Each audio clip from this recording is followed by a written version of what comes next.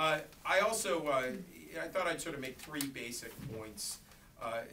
One is that there's clearly huge value that's created in diversity and leadership. The second is that we clearly are making progress, and the third is that we have a lot more work to do. Sort of starting at the top there, and I think Heather sort of has picked up on this, the issue of women in money and women in economic power comes very naturally to me, and we have a big Women in Money project that Dr. Elizabeth Randall sort of created, and we stole her from the Women's Study program at University of Scranton, trying to help women at all levels, women trying to migrate into the workforce for the first time, women trying to get microloans to be entrepreneurs instead of stroking credit cards for $50,000 of debt, women trying to get government contracts and other kinds of large contracts. As a former venture capitalist, I always remind people the best funding you can get is a big, fat, profitable contract. You know, something that's prepaid, ideally. You know, but also nothing beats having women at the top of the economic hierarchy. You know, there is an emotional side of this to me. It is also a matter of fairness. There is a moral mandate here. I was raised primarily by a single mom. She was divorced when I was 4 years old. She was almost evicted shortly thereafter. She was one of these people who worked hard, played by the rules, and nevertheless suffered from about a decade of acute economic insecurity. She managed to get remarried when she was 14, and I enjoyed perfect day. When I was 14, so a decade later, yes, thank you for the correction. And so a decade later, and so just as I started to really focus on economic security for myself, she perfected the system. But when I watch people who are working hard and being treated unfairly, when I hear stories about, like, gee, you know, I said something, nobody listened, and then when Bob said it, everybody listened. For me, there's an echo effect to when I was a little kid. And, you know, so this issue really resonates for me.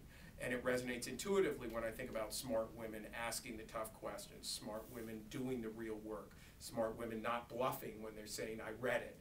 You know, I've been in my share of board meetings where it's like, nobody really read the board book, right?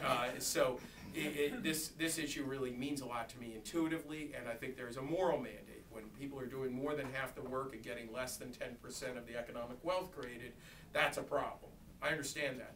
But I have another point I want to highlight today, that the evidence is growing to match the theory, that it's in our economic interests to have women in the highest levels of leadership. It's obviously in our economic interest to share wealth. There's that when you have huge disparities in wealth, you start to behave like a less developed country. You start to have insecurity on safety, lack of confidence in the economy, et cetera. But beyond that issue, forget that. Just talk about risk-adjusted return on investment. And not only do you have that seminal article in the Harvard Business Review that talked about, you know, after interviews with Fortune 500 board members and so forth, that went through these matters, that talked about the importance of having 3 women board members, that this was the critical number that you know, to really speak out and make a difference culturally.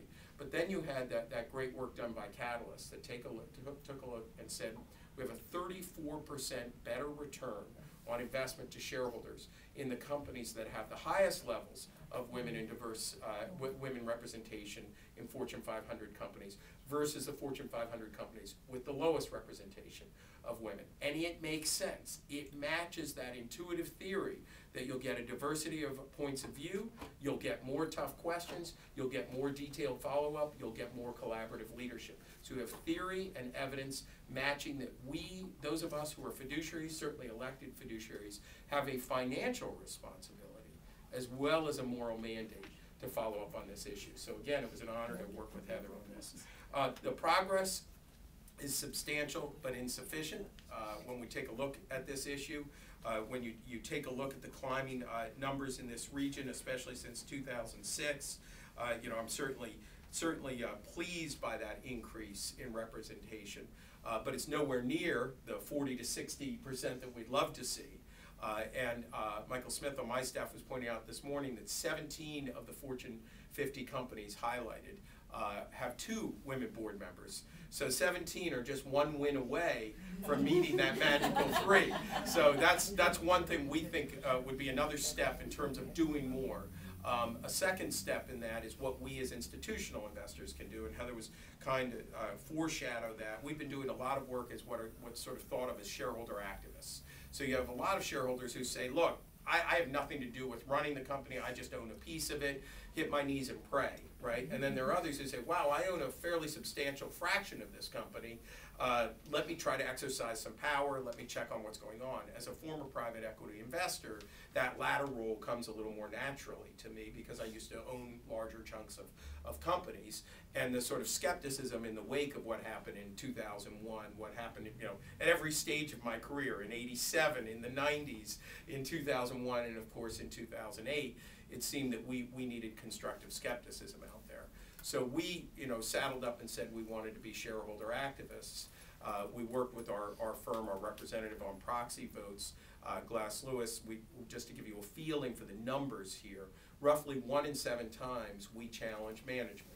So there have been more than 7,000 votes on propositions of publicly traded companies that we've been able to vote on as shareholders.